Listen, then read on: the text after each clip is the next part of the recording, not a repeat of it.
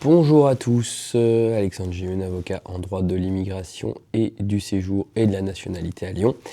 Et ça tombe bien que je parle de nationalité puisque le droit de la nationalité va être au cœur de cette nouvelle vidéo. Dans cette vidéo, je vais vous exposer, selon moi, les 3 pires méthodes par lesquelles on peut devenir français. Et donc, on va voir pourquoi déjà il y a plusieurs types d'acquisition de nationalité française, mais aussi quels sont les meilleurs, et quels sont les meilleurs, mais plutôt quels sont les pires, et où vous vous situez évidemment dans tout ça, et comment il faut voir les choses avec un recul un peu plus juridique. Parce que généralement, la nationalité française, c'est le sésame, la fin du parcours, voilà, c'est ce que les gens attendent aussi pendant de nombreuses années, surtout ceux qui sont arrivés à un certain âge. Ils pensent au bout d'un moment, voilà, je deviens français, j'ai vécu plus longtemps en France dans ma vie que dans mon pays d'origine, par exemple, c'est un cas fréquent. Et donc, je deviens français, c'est la fin de mon parcours, je suis complètement intégré. Et donc, on a vraiment tout ce prisme autour de cette acquisition de nationalité française. Malheureusement, il faut savoir que l'acquisition de nationalité française n'est pas forcément un droit, c'est jamais acquis en tout cas, il y a toujours des conditions. Et donc, c'est en fonction, on va dire, de ces conditions que vous allez voir pourquoi certaines méthodes sont vraiment très mauvaises. Et évidemment, si on peut les éviter, il vaudra mieux les éviter le moment venu. En tout cas, retenez bien que toutes les méthodes d'acquisition française ne se valent pas. Quand on parle de nationalité française, on va distinguer alors 2 choses très importantes. On va avoir d'un côté l'attribution de nationalité et de l'autre l'acquisition de nationalité. C'est très simple.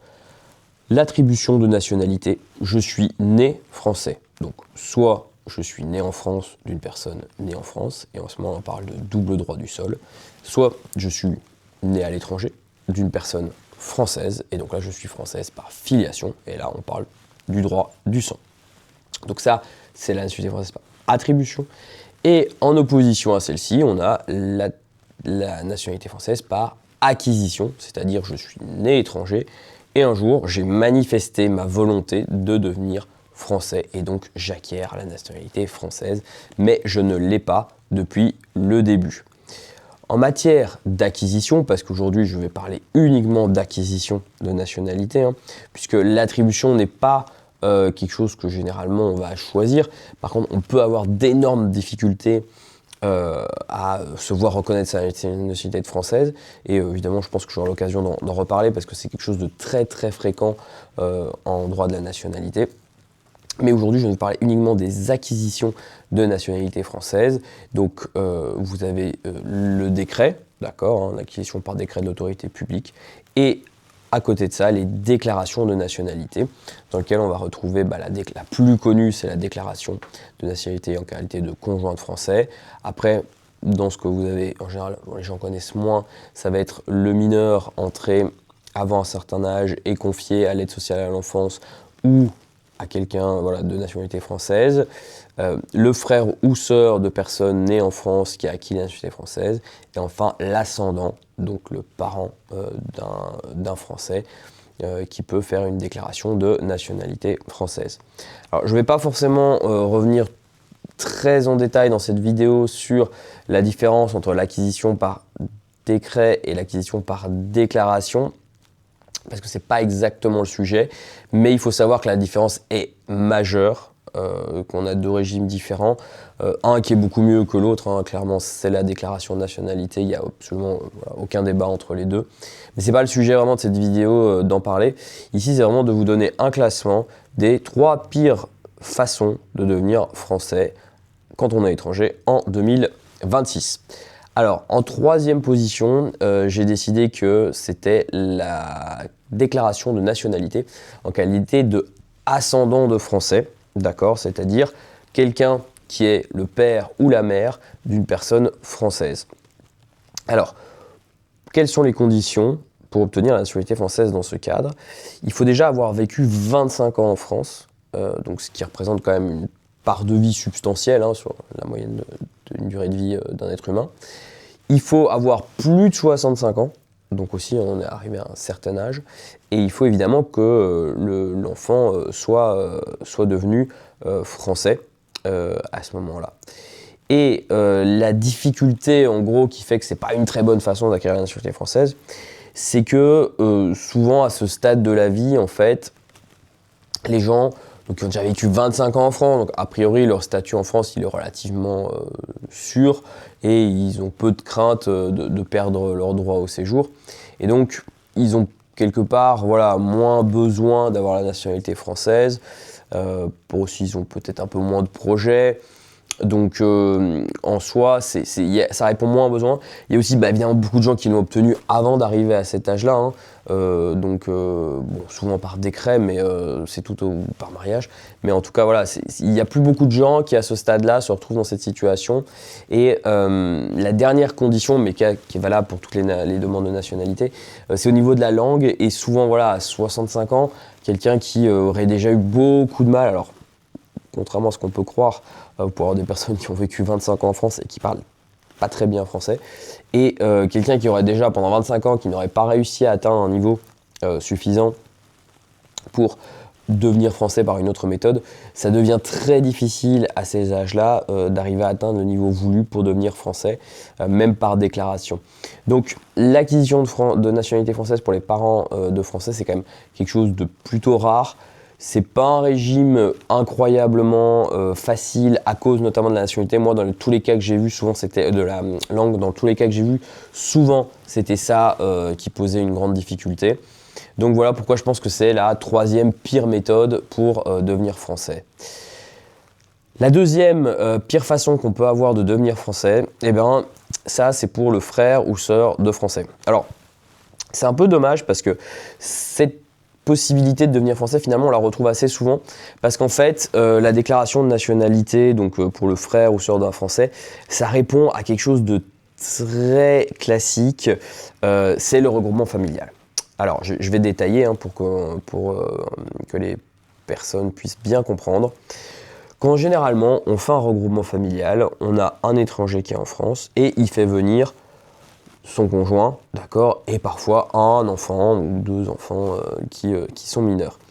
Le conjoint vient, et là, on a un autre enfant qui naît. Et là, cet enfant, lui, va devenir français, notamment du fait d'être né en France et d'y avoir résidé de manière continue. Et en fait, les frères ou sœurs de cet enfant, qui généralement vont arriver relativement jeunes en France, et on va en reparler juste après, eux sont exclus de la nationalité puisqu'ils ne sont pas nés en France, alors qu'au final, ils vont arriver jeunes, faire toute leur scolarité ou quasiment en France, et ils ne deviennent pas pour autant français. Et donc, on a créé, au début des années 2000, cette possibilité de déclaration de nationalité française, qui est plutôt une bonne chose, puisqu'elle vient vraiment répondre à quelque chose de très logique, qui est la suite du regroupement familial. Le gros problème, c'est que dans les conditions qui sont prévues, donc il faut être arrivé en France avant l'âge de 6 ans, donc c'est quand même un petit peu...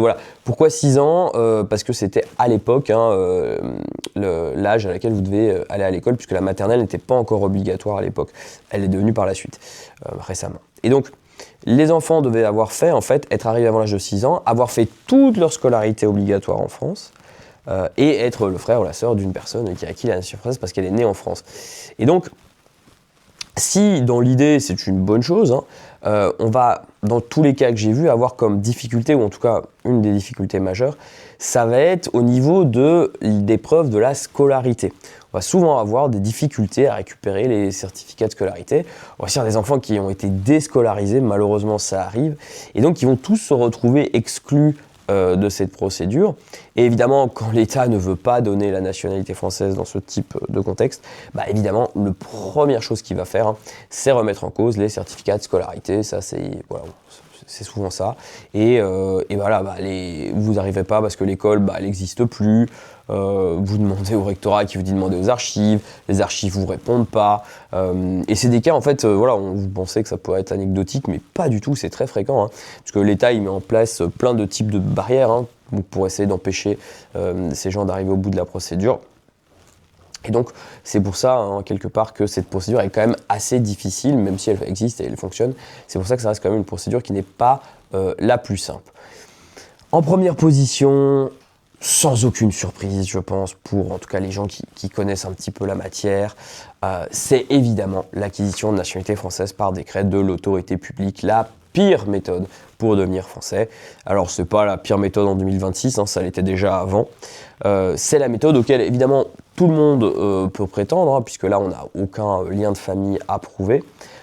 Par contre, c'est celui dans lequel l'État a le plus de pouvoir d'appréciation et une procédure qui est bien moins favorable que pour les déclarations. L'exemple, évidemment, le plus connu, c'est les délais. Quand vous demandez la naturalisation française par décret, vous pouvez vous attendre à des 2-3 ans d'attente pour que votre dossier soit traité.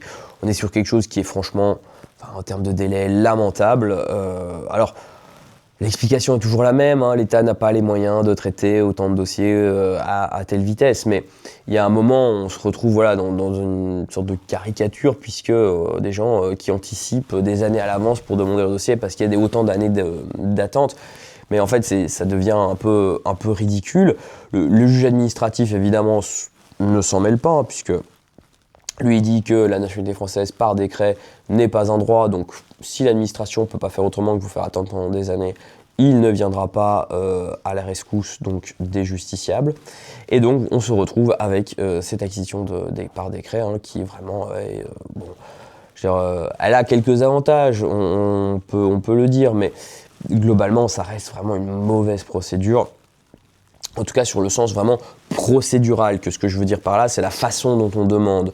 C'est pas uniquement les conditions. Alors les conditions, on peut en penser ce qu'on peut en penser, mais vraiment on est sur quelque chose en termes de procédure qui est quand même pas du tout favorable.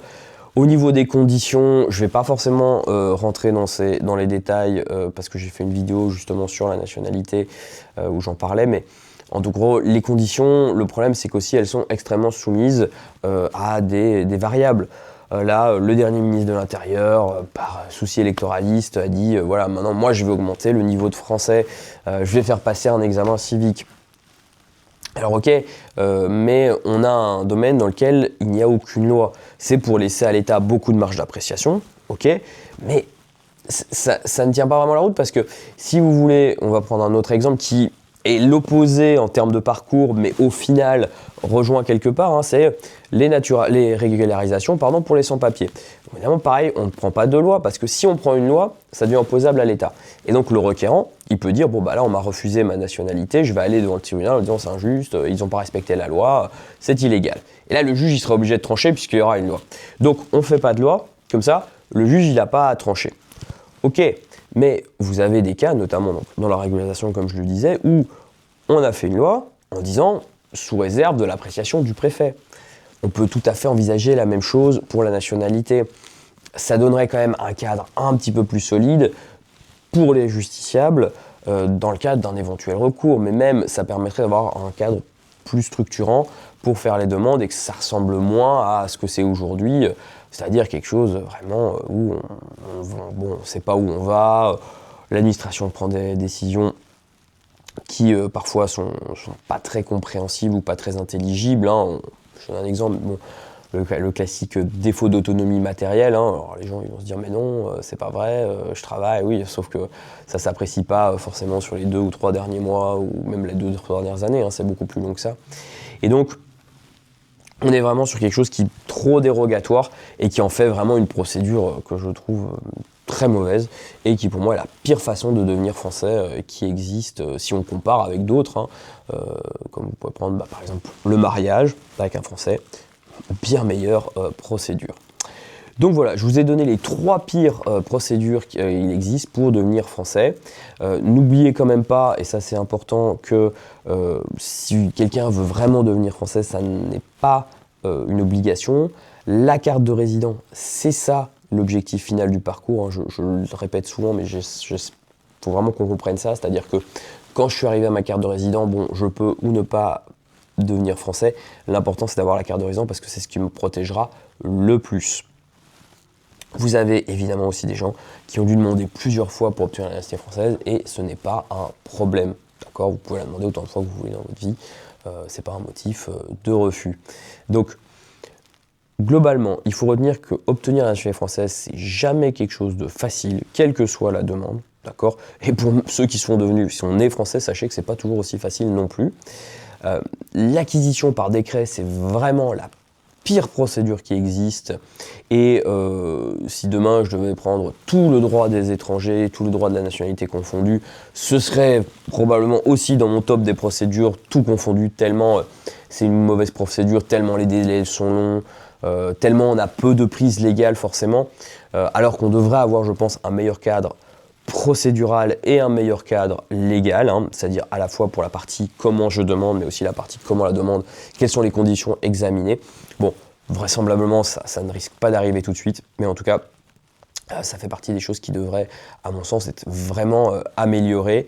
On peut concevoir hein, que l'État garde sa marge d'appréciation sur qui devient français ou non, surtout par décret, mais on a quand même deux façons de devenir français, déclaration qui ne concerne que les membres de famille et décret qui concerne tous les autres.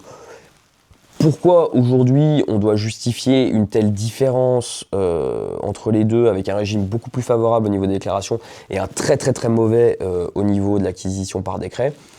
Moi j'ai pas d'explication à ça, je pense que c'est un peu historique hein, comme toujours. Pourquoi le droit au séjour familial est plus favorable que le droit au séjour professionnel, même si aujourd'hui on voit que c'est en train de changer. Au niveau de la nationalité on n'en est pas du tout là.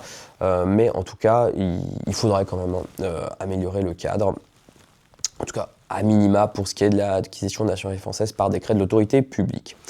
Voilà, je vous ai donné mon top 3 des pires façons de devenir français qu'on peut avoir en 2026. N'oubliez pas que, encore une fois, acquérir la nationalité française n'est pas une obligation, que vous pouvez avoir le demandé plusieurs fois et que ce n'est pas grave. C'est pas parce qu'on refuse la nationalité française une première fois que ça fait de vous une mauvaise personne. Donc si vous êtes une personne qui avait fait une de ces 3 procédures, n'hésitez pas à en parler dans les commentaires, ça m'intéresse d'avoir votre avis sur ce que vous en pensez en général hein, de ces procédures en particulier. Mais voilà, si vous avez des questions, des interrogations, si vous avez des idées de vidéos, n'hésitez pas parce que ça m'intéresse toujours de le savoir, de répondre à vos commentaires quand il y a des questions qui se posent. Évidemment, n'hésitez pas à liker la vidéo puisque c'est toujours ce qui motive à en faire d'autres et surtout, abonnez-vous à la chaîne, ça me permet de créer plus de contenu, de revenir vers vous et à terme de développer encore plus cette chaîne pour répondre aux questions des personnes qui en ont réellement besoin.